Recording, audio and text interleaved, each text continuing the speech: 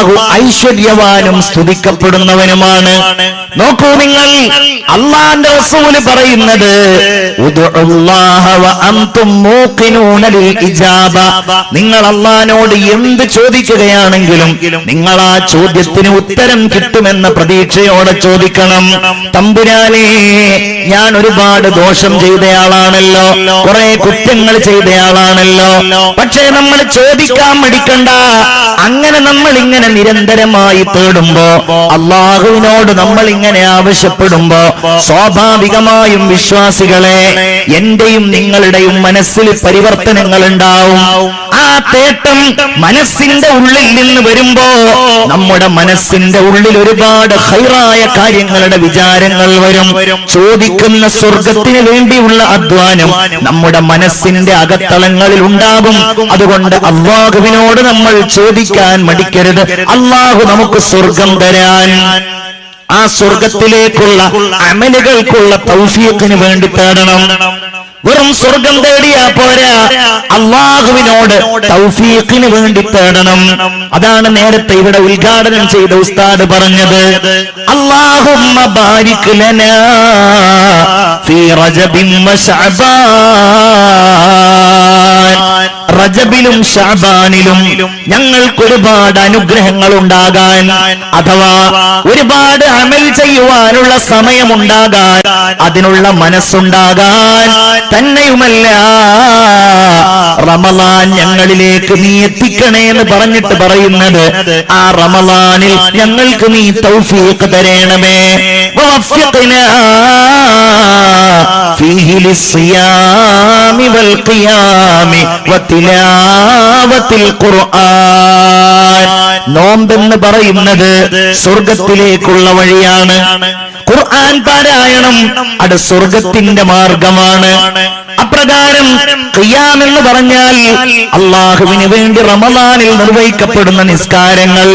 ആ നിസ്കാരം എന്ന് പറഞ്ഞാൽ അത് സ്വർഗത്തിന്റെ താക്കോലാണെന്നാണ് നബിയുനാ മുഹമ്മദ് മുസ്തഫ സല്ലല്ലാഹു അലൈഹി വസല്ലം പറഞ്ഞിട്ടുള്ളത്.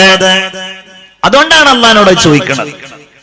വെറുതെ അത് ചെയ്യാനുള്ളതല്ല, അത് ചെയ്യാനുള്ള കാരണം എന്താണ്? അത് സ്വർഗത്തിലേക്കുള്ളതാണ്.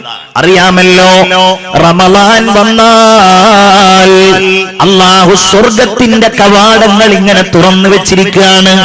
അവസരമുള്ള ആളുകൾക്ക് അത് ഉപയോഗപ്പെടുത്താൻ വേണ്ടി റഹ്മാനായ നാഥൻ സ്വർഗത്തിന്റെ കവാടങ്ങൾ തുറന്നു വെച്ചിരിക്കുകയാണ്. അവിടുന്ന് പറഞ്ഞല്ലോ, സ്വർഗത്തിന് റയ്യാൻ എന്ന് പറയുന്ന ഒരു വാതിലുണ്ട്. അല്ലാഹുവിന്റെ റസൂല് പറയുന്നു, ലാ യദ്ഖുലുഹാ ഇല്ലസ്സായിമൂൻ. നോമ്പ് നോറ്റവരല്ലാതെ ആ വാതിലിലൂടെ കടക്കുകയില്ല. നിസ്കാരത്തിന്റെ കാര്യം പറയണ്ട, ഖുർആൻ പാരായണത്തിന്റെ കാര്യം പറയണ്ട. സ്വർഗത്തിലെത്തിയാൽ പോലും അല്ലാഹു തആല ഖുർആൻ ഓതാൻ പറയുന്ന ഹബീബായ റസൂലുള്ള പറയാണ്, യുഖാലു ലിസ്വാഹിബിൽ ഖുർആൻ. ഖുർആനിന്റെ ആളോട് സ്വർഗത്തിൽ വെച്ച് പറയപ്പെടുന്നതാണ്, ഇഖ്റ, നീ ഖുർആൻ ഓത്, വർത്തഖി, എന്നിട്ട് നീ ഇങ്ങനെ ഉയർന്നോ, വറത്തിൽ കമാ തുറത്തിലു ഫിദ്ദുനിയാ, ദുനിയാവിൽ വെച്ച് ഖുർആൻ ഓതിയിരുന്നത് പോലെ നീ ഇവിടെ നിന്നും ഖുർആൻ ഓതിക്കോ. എന്നിട്ട് പറയും, എവിടെയാണോ നീ അവസാനത്തെ ആയത്തോതുന്നത് അത്രയും ഉയരത്തിലാണ് നിന്റെ സ്ഥാനം, അവിടെയാണ് നിന്റെ സ്ഥാനം അവസാനിക്കുന്നത് എന്ന് ആ സ്വർഗവാസിയോട് അല്ലാഹു പറയുമെന്ന് നബിയുനാ മുഹമ്മദ് മുസ്തഫ സല്ലല്ലാഹു അലൈഹി വസല്ലം. അപ്പൊ ഖുർആൻ പാരായണത്തിന്, നോമ്പ് നോൽക്കാൻ, റമളാനിൽ നിസ്കരിക്കാൻ ഒക്കെ നമ്മൾ അല്ലാഹുവിനോട് തേടുന്നത് എന്തിനാ? സ്വർഗത്തിന് വേണ്ടിയാണ്. ചിന്തിക്കണം. അതിന്റെ വഴികൾ അല്ലാഹു ഇവിടെ ഇങ്ങനെ വിവരിച്ചിരിക്കുകയാണ്. ഹബീബായ മുഹമ്മദ് മുസ്തഫ സല്ലല്ലാഹു അലൈഹി വസല്ലം ലോകത്തെ സ്വർഗത്തിലേക്ക് വിളിച്ചയാളായിരുന്നു. അല്ലാമാ ഇഖ്ബാൽ വയോവൃദ്ധനായി പ്രായമേറിയ അവസ്ഥയിൽ അദ്ദേഹത്തിന് ഡൽഹിയിൽ വെച്ചൊരു സ്വീകരണം നൽകപ്പെടുകയുണ്ടായി. അദ്ദേഹം നബിയെ ഒരുപാട് പ്രകീർത്തിച്ച വലിയ ഒരു കവിയാണ്, പ്രവാചക സ്നേഹിയാണ്. അല്ലാമ ഇഖ്ബാലിന് ഡൽഹിയിലെ ആ പരിപാടിയിൽ സ്വാഗതം പറയുന്നയാൾ ഇഖ്ബാലിനെ ഇങ്ങനെ പ്രകീർത്തിച്ചു കൊണ്ടിരിക്കെ, ഇഖ്ബാലിൻ നബിയോടുള്ള ആ സ്നേഹം ഇങ്ങനെ വർണ്ണിച്ചു കൊണ്ടിരിക്കെ, പെട്ടെന്നയാൾ ഒരു കവിത പാടി നബിയെ കുറിച്ച്. റസായേ ഖുദാ റസായേ മുഹമ്മദ് സല്ലല്ലാഹു അലൈഹി വസല്ലമ തങ്ങളെ കുറിച്ച് എന്താണോ അള്ളാഹുവിന്റെ ഇഷ്ടം, അത് തന്നെയാണ് മുഹമ്മദ് റസൂലിന്റെ ഇഷ്ടം എന്ന് പറയുന്ന ആ കവിത അങ്ങ് പാടിയപ്പോൾ അല്ലാമ ഇഖ്ബാൽ തന്റെ ഇരിപ്പിടത്തിൽ നിന്ന് എഴുന്നേറ്റു. സ്വാഗതം പറയുന്നയാളുടെ തോളിൽ പിടിച്ചു. എന്നിട്ട് അയാളോട് മെല്ലെ മന്ത്രിച്ചു, സഹോദരാ, ഒന്ന് മാറി നിൽക്കുമോ? എന്റെ മനസ്സിൽ ഒരു മദ്ഹിന്റെ ഈരടി വരുന്നുണ്ട്, അത് ഞാനൊന്ന് പാടട്ടെ. അയാൾ മാറി നിന്നു.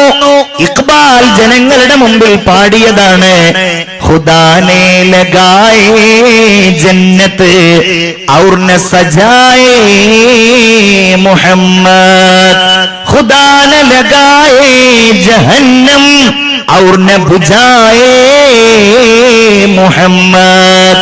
അല്ലാഹു ഒരു സ്വർഗമുണ്ടാക്കി, മുഹമ്മദ് അതിൽ കൊണ്ടുവന്ന ആളുകളെ പാർപ്പിച്ചു. അല്ലാഹു ഒരു നരകമുണ്ടാക്കി, മുഹമ്മദ് അതിനെ ഊതിക്കെടുത്തി. ഇങ്ങനെ ഒരാളെ കുറിച്ച് പറയാൻ കഴിയുമെങ്കിൽ അത് മുഹമ്മദ് നബി അല്ലാതെ മറ്റാരാണ്? പ്രിയപ്പെട്ടവരെ, ആരാണ് ലോകത്തെ സ്വർഗത്തിലേക്ക് വിളിക്കുന്നത്? നമ്മൾ ആഗ്രഹിക്കുന്ന ഏതെങ്കിലും പ്രധാനപ്പെട്ട വ്യക്തിയാണോ? ഏതെങ്കിലും സിനിമാ തമ്പുരാക്കന്മാരാണോ? ഏതെങ്കിലും ഫുട്ബോൾ താരങ്ങളാണോ? മനസ്സിന്റെ ഉള്ളിൽ സ്നേഹത്തോടെ അഭിമാനത്തോടെ നമ്മൾ കാത്തു സൂക്ഷിക്കുന്ന ഏതെങ്കിലും ഭൗതികമായ കാര്യങ്ങളിൽ നമുക്ക് താല്പര്യം ജനിപ്പിക്കുന്ന ആളുകളാണോ? അല്ലല്ലോ. ഈമാനിന്റെ വെളിച്ചം നമുക്ക് പകർന്നു നൽകിയ എല്ലാ നന്മകളും ലോകത്തിന്റെ മുമ്പിൽ മനോഹരമായി അവതരിപ്പിച്ച ആദരവായ നബി മുഹമ്മദ് മുസ്തഫ സല്ലല്ലാഹു അലൈഹി വസല്ലമ തങ്ങളാണ് ഖുദാനെ ലഗായേ ജന്നത്ത് ഔർ ന സജായേ മുഹമ്മദ്. അല്ലാഹു ഉണ്ടാക്കിയ സ്വർഗത്തെ അലങ്കരിച്ചത്. അല്ലാഹുവിന്റെ റസൂലിന്റെ വർത്തമാനം സന്തോഷ വാർത്ത സ്വർഗത്തെ കുറിച്ചായി അല്ലേ? നബിയുടെ പ്രത്യേകത എന്താ? നബിയുടെ ഒരു പേര് തന്നെ ബഷീർ എന്നാണ്. നമ്മളെ കുട്ടികൾക്ക് പേരിടും ബഷീർ, അത് ഹബീബായ റസൂലുള്ളാഹിന്റെ പേരാണ്. മുബശ്ശിർ, സന്തോഷം പറയുന്നയാൾ. എന്ത് സന്തോഷാ പറഞ്ഞത്? ദുനിയാവിലുള്ള എന്തെങ്കിലും സന്തോഷാണോ? അല്ലെങ്കിൽ ഇവിടെയുള്ള വിഭവസമൃദ്ധമായ ലോകത്തെ കുറിച്ചാണോ? ദുനിയാവിനെ കുറിച്ച് സന്തോഷമല്ല പറഞ്ഞത്, ഐഹിക ലോകത്തിന്റെ സങ്കടങ്ങളെ കുറിച്ചാ പറഞ്ഞത്. ഇത് വഞ്ചനയുടെ ലോകമാണെന്നാ പറഞ്ഞത് അല്ലേ? ദുനിയാവിന്റെ ക്ലേശങ്ങളെ കുറിച്ച്, ഇതിന്റെ വിലകേടിനെ കുറിച്ചാ പറഞ്ഞത്, ഇതിന്റെ നശ്വരതയെ കുറിച്ചാ പറഞ്ഞത്, ഇത് നശിക്കാനുള്ളതാണെന്നതിനെ കുറിച്ചാ പറഞ്ഞത്. ഇതിനെ കഴുതയുടെ ശവത്തോട് സമാനമാക്കുകയാ ചെയ്തത്.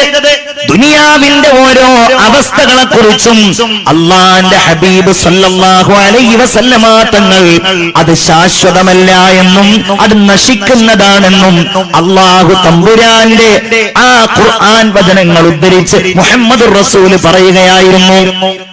സന്തോഷം പറഞ്ഞതിനെ കുറിച്ചാ, സ്വർഗത്തെ കുറിച്ച്. യാ അയ്യുഹൻ നബിയു ഇന്നാ അർസൽനാക ശാഹിദൻ വമുബശ്ശിറൻ വനദീറാ വദാഇയൻ ഇലല്ലാഹി ബിഇദ്നിഹി വസിറാജൻ മുനീറാ. അല്ലാഹുവിന്റെ റസൂൽ പറയാണ്, യാ അയ്യുഹൻ നബിയു, അല്ലാഹുവിന്റെ റസൂലേ, അല്ലാഹ് പറയാണ് നബിയേ, ഇന്നാ അർസൽനാക, നിശ്ചയമായും തങ്ങളെ നാം അയച്ചിരിക്കുന്നു, ഷാഹിദ, സാക്ഷിയായിട്ട് അയച്ചിരിക്കുന്നു, വമുബശ്ശിറ, സന്തോഷം പറയുന്നയാളായിട്ട് അയച്ചിരിക്കുന്നു. അല്ലേ? എന്താ സന്തോഷം? സ്വർഗത്തെ കുറിച്ച് സന്തോഷം. നമ്മൾ ആലോചിച്ച് നോക്കിയേ, നമ്മളൊക്കെ ഈ സ്വർഗം എന്ന ഒന്ന് അടിയുറച്ച് വിശ്വസിക്കുന്നുവെങ്കിൽ, സംഭവം ഖുർആൻ പറഞ്ഞിട്ടുണ്ട്, ഹബീബ് പറഞ്ഞിട്ടുണ്ട്, നമുക്കത് മതി. ആ അതിനപ്പുറമുള്ള കാര്യമാണ് നബിയുനാ മുഹമ്മദ് മുസ്തഫ സല്ലല്ലാഹു അലൈഹി വസല്ലമ തങ്ങൾ ആ സ്വർഗം കണ്ടു എന്നത്. അതൊരു വലിയ വിശ്വാസമാണ്.